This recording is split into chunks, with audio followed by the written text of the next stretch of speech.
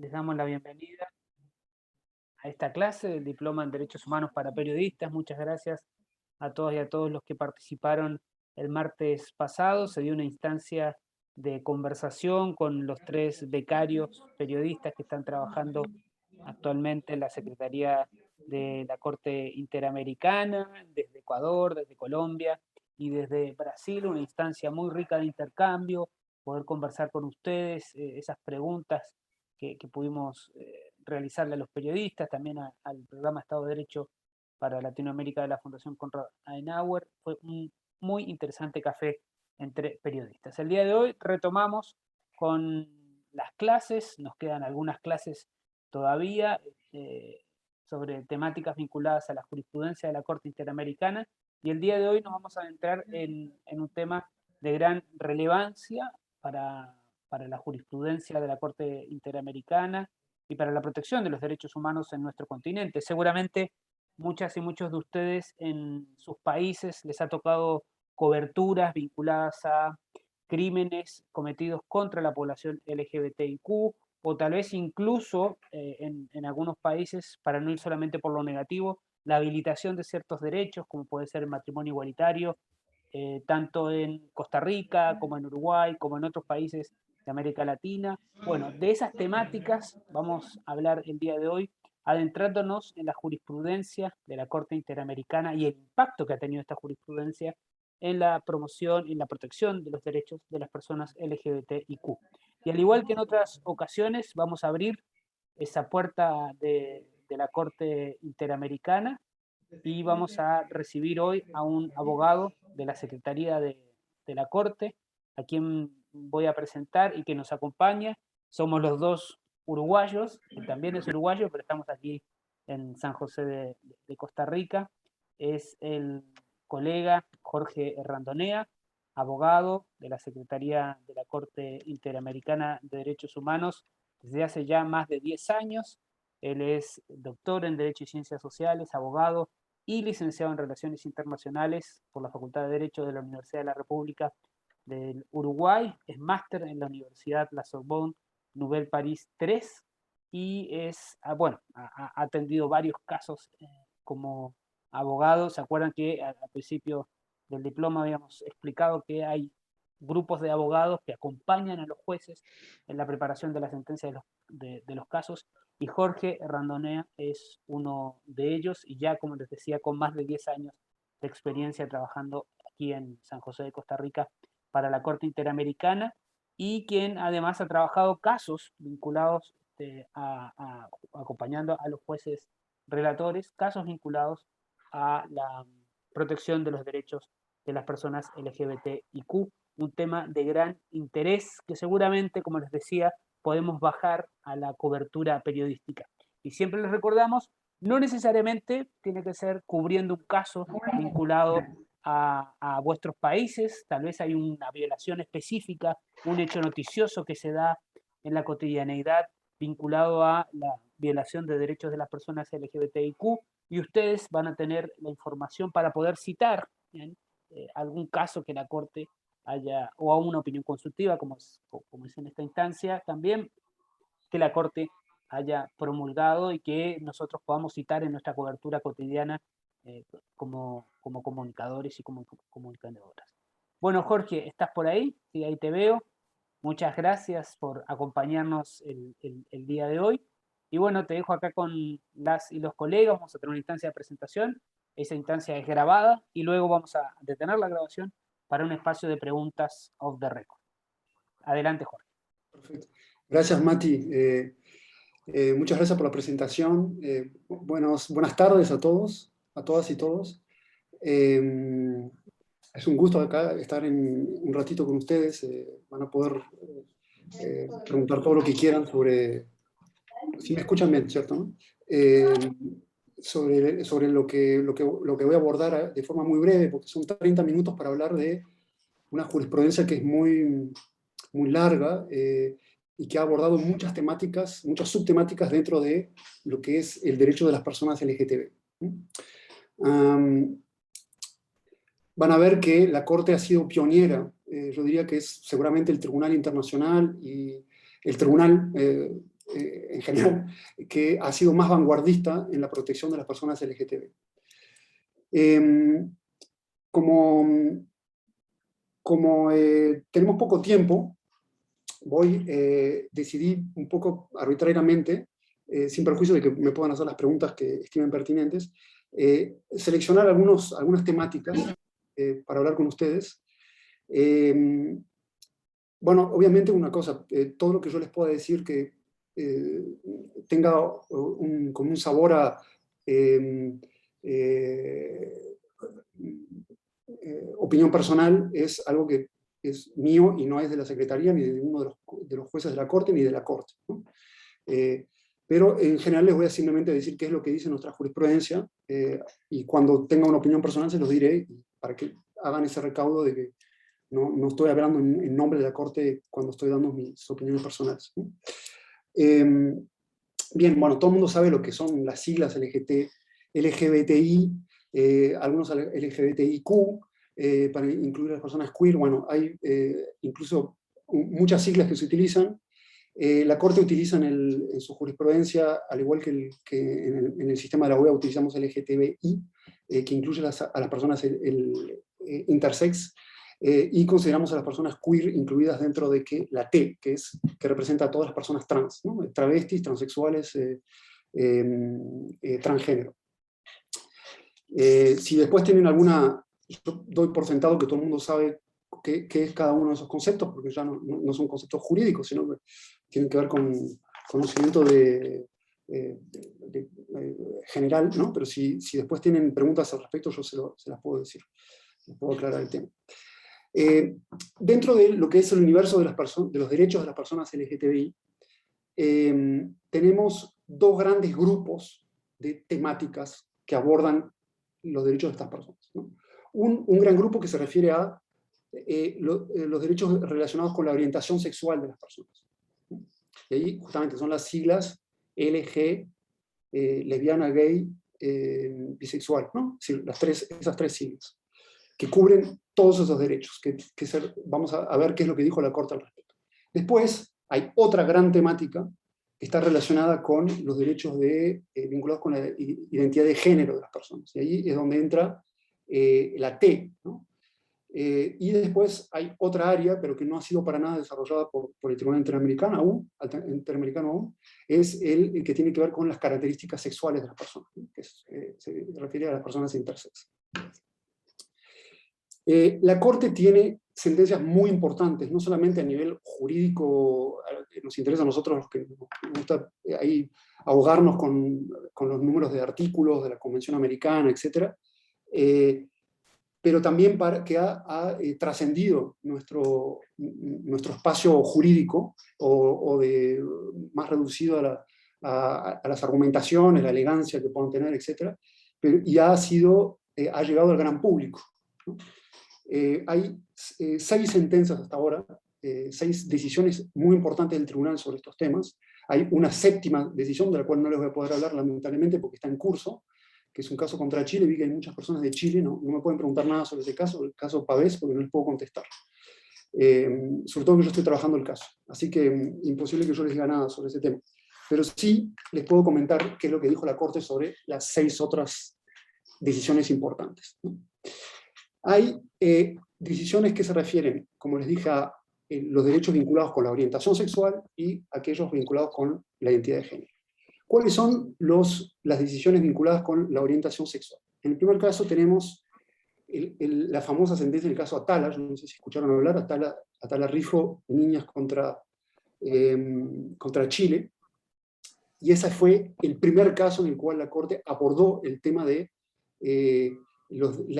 una discriminación por motivos de orientación sexual, ¿no? Es una sentencia que es muy, muy importante, porque la Corte establece varias cosas en esa sentencia, ¿no?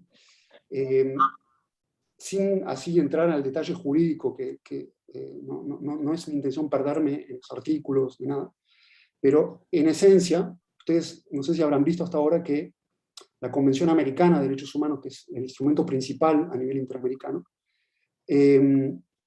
establece ya desde sus primeros artículos una obligación para los estados, ¿no? ¿Y esa obligación en qué consiste? Consiste en que los estados se comprometen a respetar y a garantizar los derechos que están contenidos en ese instrumento sin discriminación por motivos de raza, de religión, de sexo, etc. Pero en ese articulado no figura ninguna de estas categorías vinculadas con los derechos de las personas LGTBI, no figura ni la orientación sexual, ni la identidad de género, ni tampoco la expresión de género, ahora si quieren vemos la diferencia, ni tampoco las características sexuales. Ninguno de esos están reconocidos explícitamente por el artículo 1. Sin embargo, en el caso Atala, la Corte explica, no, esta lista no es taxativa, es enunciativa y admite que se alimente de otras categorías especialmente protegidas por la Convención contra la discriminación. ¿Qué es lo que ocurre cuando hay una persona que es sujeta a un trato diferente basado en una de esas categorías? No solamente las categorías vinculadas con la orientación sexual, sino que, por ejemplo, por motivos de religión o por motivos de sexo. Pues ahí el derecho, en general, mira con desconfianza percibe con desconfianza esa diferencia de trato. Hay diferencias de trato de todo tipo en nuestras sociedades, ¿no? Es decir, la más obvia es la edad, ¿no? Digo, la edad de la imputabilidad, la edad para casarse, la edad, etc., ¿no? La edad para votar, son diferencias de trato que tienen algún tipo de motivación atrás. Sin embargo, cuando hay una diferencia de trato que está basada en esas categorías, un poco el derecho abre el ojo y dice, bueno, a ver, acá qué es lo que pasa, ¿no? Yo voy a considerar que esta diferencia de trato es, hay una presunción en contra, es decir, para que yo la admita y que no la considere como una discriminación, el Estado va a tener que probarme que en este caso esa diferencia de trato busca un fin legítimo, que es necesaria y que además es estrictamente proporcional. Es decir, que el sacrificio que yo le pido a la persona que estoy tratando diferente se justifica por el beneficio que yo obtengo por la finalidad que yo busco con esa diferencia de trato, ¿no? Para volver al ejemplo de la diferencia etaria para votar, es decir, se parte del principio que a partir de cierta edad, hasta cierta edad, uno no tiene la madurez como para elegir a un representante, ¿no? Entonces, la ley presume que a partir de cierta edad yo la voy a tener, ¿no? Y no es ilegítimo la finalidad, es razonable y es necesaria, y además yo a la hora de no permitirle votar a la persona menor de edad, le estoy generando un sacrificio que es menor que el beneficio que la sociedad en su conjunto obtiene al tener gente, se supone, que más madura a la hora de votar. Bueno, salvo de los ejemplos que no son de LGTBI, la Corte, en este caso, en el caso Atala, dice, bueno, cuando estamos hablando de una diferencia de trato basada en la orientación sexual, hay una presunción ya de que hay una discriminación. Y en este caso, lo que se dice en la jerga nuestra, se tiene que correr un test estricto de igualdad. ¿Qué quiere decir? Que el Estado me tiene que probar todo lo que yo les acabo de mencionar. Que la diferencia de trato busca una finalidad legítima, que es necesaria y además que es estrictamente proporcional. En el caso Atala, que es lo que había ocurrido, era una jueza que estuvo casada por muchos años con un señor, y en un momento se separó y se fue a vivir con otra señora. Y ahí se armó el problema con la guardia de las niñas que tenían juntos, que eran 3 niñas. Y el juez chileno, la Suprema Corte chilena, al momento de tomar su decisión sobre quién se queda con la guardia, decidió que iba a ser el padre, pero lo decidió con base en criterios discriminatorios. Es decir, que era clarísimamente estereotipado. Decía, bueno, no va a ser bueno para las niñas que se críen en un ambiente con una pareja homosexual, ¿no? Y además eso no es sano, y además las niñas van a ser objetos de burlas en el colegio, etcétera, etcétera. Entonces yo mejor voy a darle la guardia al padre. La Corte entendió en ese caso, corriendo un poco esta lógica del test estricto, etc., que el Estado había discriminado a Karen Atala al momento de conferir la guardia de sus hijas. Y también consideró a sus hijas como víctimas. Bien, ese es el primer caso que es muy emblemático en nuestra jurisprudencia porque es lo que llamamos nosotros el leading case, ¿no? Después tenemos un segundo caso que ahí es ya más mediocrón, ¿no? Que es un caso contra Colombia, que es el caso Duque contra Colombia, y la Corte fue mucho más conservadora que en el caso Atala, en ese caso. Aunque al final declaró violada la convención, se trataba de una pareja del mismo sexo, que los dos vivían con VIH, y uno de los integrantes de esa pareja fallece. Entonces el superviviente, que en ese momento no había matrimonio igualitario en Colombia, y tampoco había una reglamentación acorde por parte de la normatividad interna colombiana para permitir que el cónyuge superstite pueda acceder a el beneficio de la pensión de supervivencia. Cuando si esas personas hubiesen sido de sexo diferente, si hubiesen sido heterosexuales, sí podría haber accedido a ese beneficio. Pero siendo que eran homosexuales, la normatividad interna colombiana no se los permitía en ese momento. La Corte entendió también en este caso, siguiendo la misma lógica que yo les mencioné, que había una discriminación contra el señor Duque y condenó al Estado. ¿Por qué digo que fue más conservadora la Corte en ese caso? Porque en el caso Atala, con una estrecha mayoría de 3-3, digamos, con el voto del presidente, la Corte había considerado además que Karen Atala y su pareja constituían una familia. Entonces, los derechos, además que estaban analizados por la Corte, también tomaban en cuenta el derecho a la protección a la familia. Sin embargo, en el caso Duque, eso no ocurrió de ese modo. La Corte hace completamente abstracción de ese concepto de familia al referirse a una pareja homosexual. Es un poquito más conservadora en ese sentido la sentencia. Después viene seguramente, vamos a decir, lo que es las joyas de la corona, no sé si solamente en el tema de los derechos de las personas LGTBI, sino en general de una de las joyas de la corona que tenemos en nuestra jurisprudencia. Es la opinión consultiva 24, la famosa opinión consultiva 24, que fue solicitada por Costa Rica. Y esa opinión consultiva 24 tiene muchas cosas interesantes. Primero, reitera con respecto a los derechos con todos los derechos relacionados con la orientación sexual, reitera, sigue un poco la línea de Atala, pero va mucho más allá. Porque ¿qué es lo que pasa? En la opinión consultiva 24, que no solamente se refiere, les comento, lo vamos a ver ahora, a temas de orientación sexual, sino que se refiere también a temas de identidad de género por primera vez. Pero terminemos con el tema de orientación sexual primero.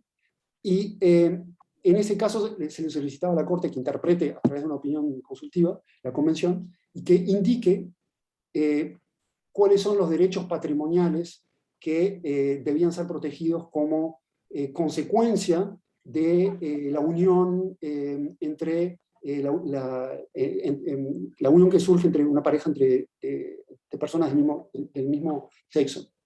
¿Cuáles son los derechos patrimoniales a los cuales les da derecho y si esos derechos están protegidos por la Convención?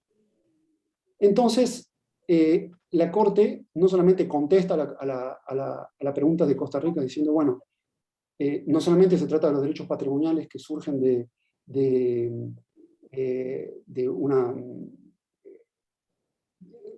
hecho de que haya una pareja del mismo sexo, esas personas tienen los mismos derechos exactamente patrimoniales de lo que los tendría una pareja heterosexual. Si hay una pareja heterosexual que tiene derecho el derecho A, B y C como consecuencia de su situación en pareja, bueno, las personas homosexuales también las tienen. Y no puede haber ninguna discriminación, no puede haber ninguna diferencia de trato entre esos diferentes tipos de pareja, ¿no? Yo no sé si estoy siendo claro.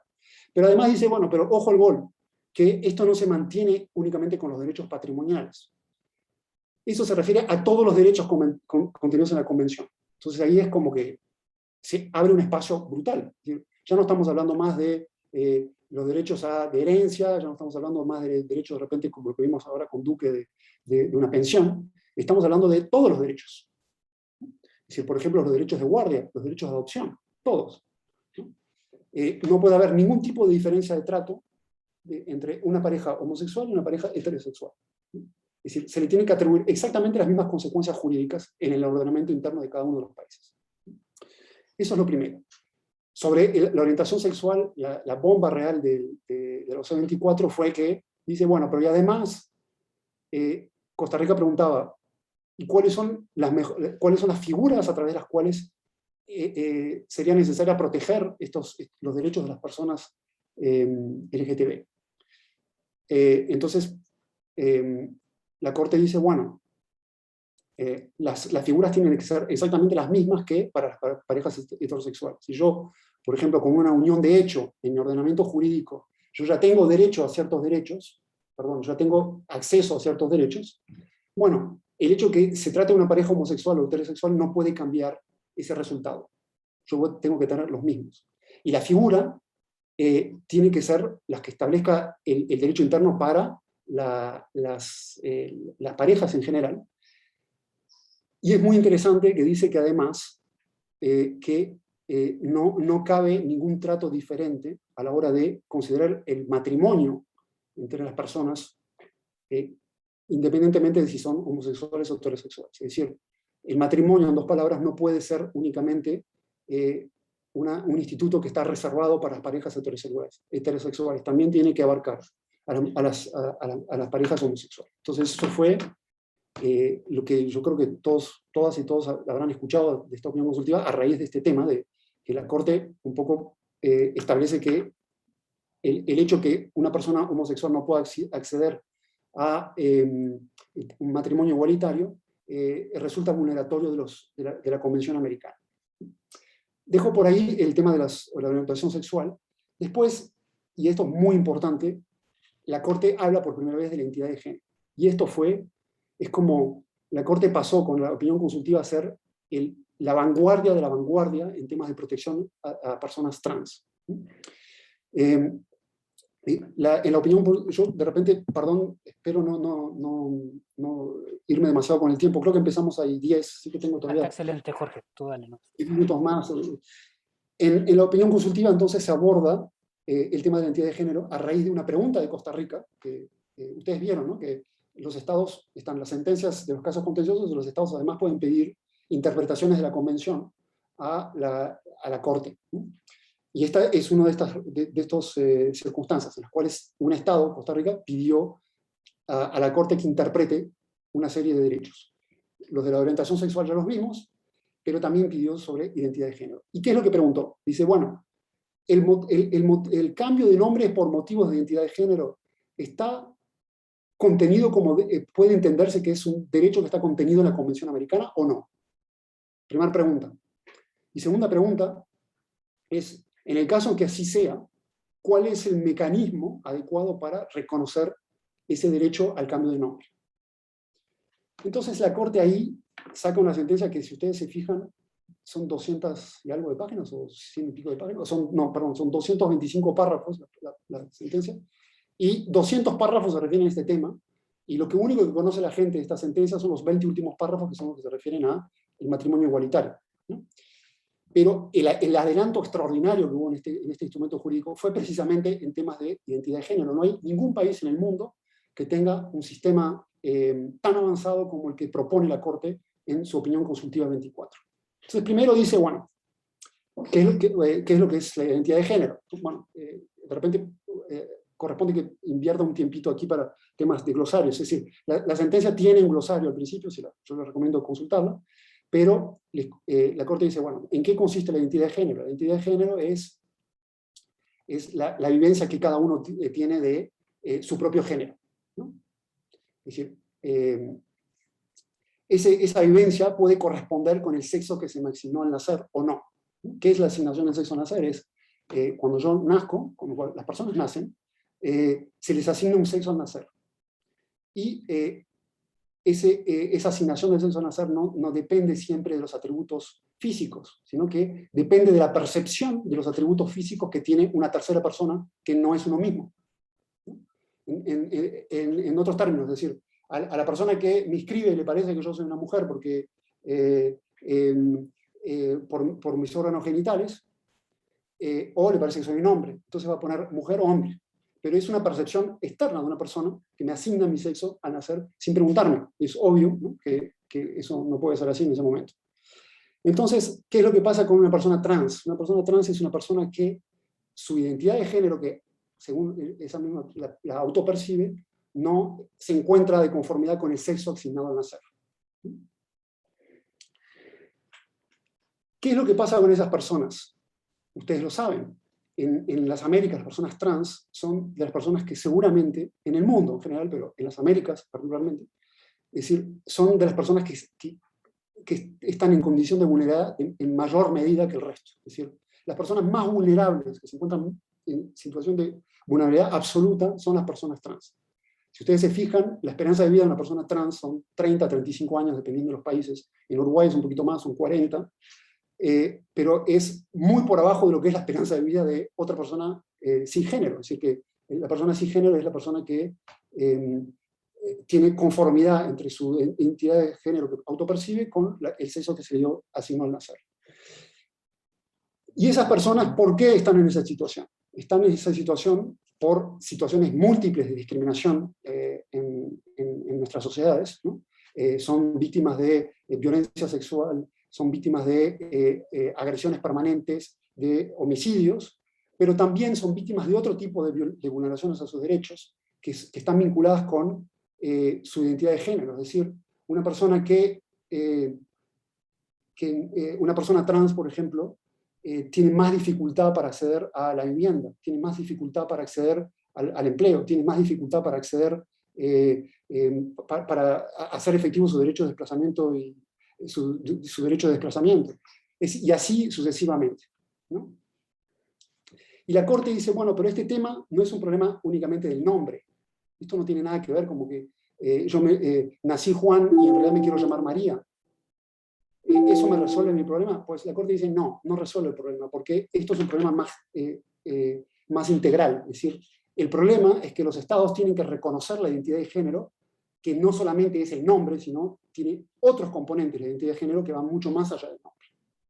Entonces la Corte, al contestar a la pregunta de Costa Rica, dice, bueno, ¿el derecho al nombre es un derecho protegido en la Convención? Sí, claro. ¿El cambio de nombre por motivos de identidad de género? Sí. Pero no solamente eso, la identidad de género es un derecho protegido por la Convención Americana.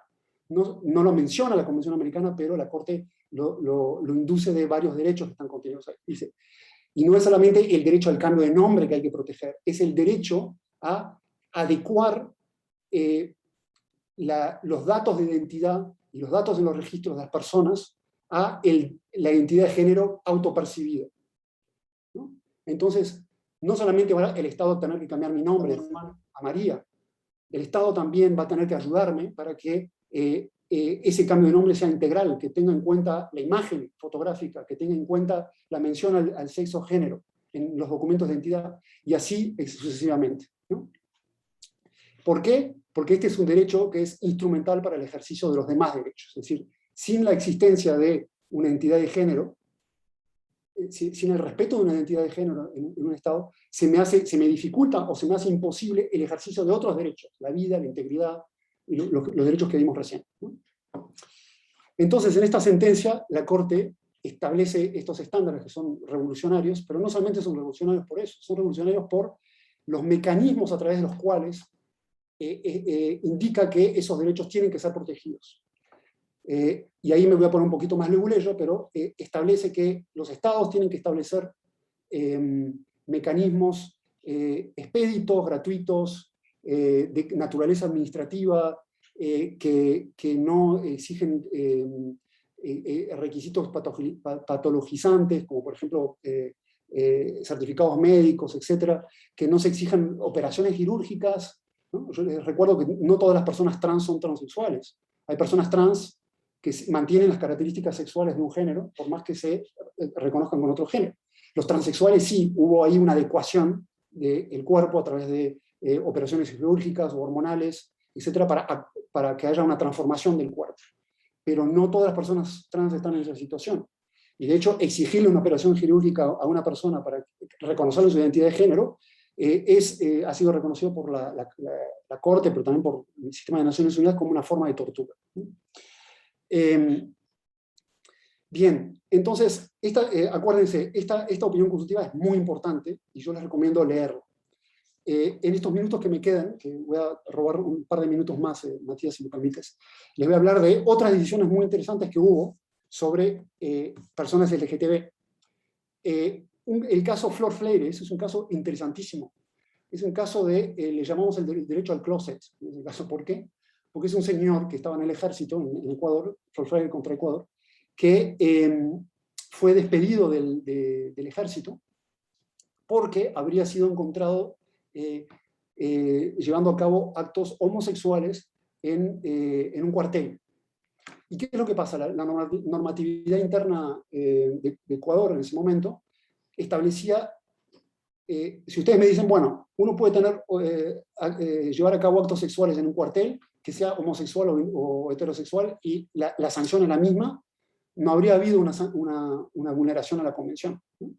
El punto es que si uno llevaba a cabo actos sexuales de tipo heterosexual, uno tenía un tipo de sanción, y cuando era de tipo homosexual tenía una sanción mucho más grave que llevaba en un despido. Entonces la Corte dice, bueno, acá hay una discriminación clarísima porque hay un trato diferente que no se justifica. Lo que es interesante de este caso es que el señor Flor Freire era completamente homófobo. Él decía, no, no es cierto, no me encontraron teniendo actos homosexuales, yo no soy homosexual. Es más, yo detesto a los homosexuales, ¿no? Entonces yo no soy un homosexual. Y además yo lo que pretendo es que la Corte Interamericana diga que yo no soy homosexual, ¿no?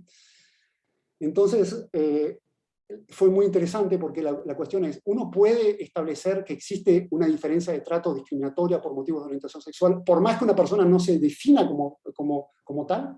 Es interesante, y la Corte dice sí. Uno puede discriminar a una persona por más que esa persona no se autoperciba como tal. Lo que importa es la percepción externa. Es decir, si yo externamente percibo que esa persona tiene unas características, en este caso homosexual, bueno, y si yo le doy un trato diferente a esa persona en función de eso, yo la estoy discriminando, independientemente de que haya una identificación con esa categoría por parte de la víctima, vamos a decir. Muy interesante ese caso, por eso se llama el caso del derecho al closet. Y les comento está también el caso contra Perú, que no se los voy a mencionar, que es el caso de Azul, que también que tiene que ver con la orientación sexual, en un control policial de una persona homosexual en ese momento, pero que después era trans. Pero en ese caso no hay estándares mucho más novedosos con lo que yo les acabo de mencionar. Se declaró violado ese derecho contra Perú, por más que es un caso muy interesante porque habla justamente de la intervención de la policía y el impacto que tiene sobre la integridad de las personas cuando se trata de unas detenciones basadas en temas de discriminación, etc. Pero termino esta breve charla mencionándoles el caso de Vicky Hernández, que es un caso muy reciente, que es el primer caso contencioso de la Corte que se refiere a una persona trans. Vicky Hernández era una persona trans, trabajadora sexual, que además vivía con el VIH, que fue asesinada, de hecho el día del golpe de Estado en Honduras, ¿no? Es un caso contra Honduras.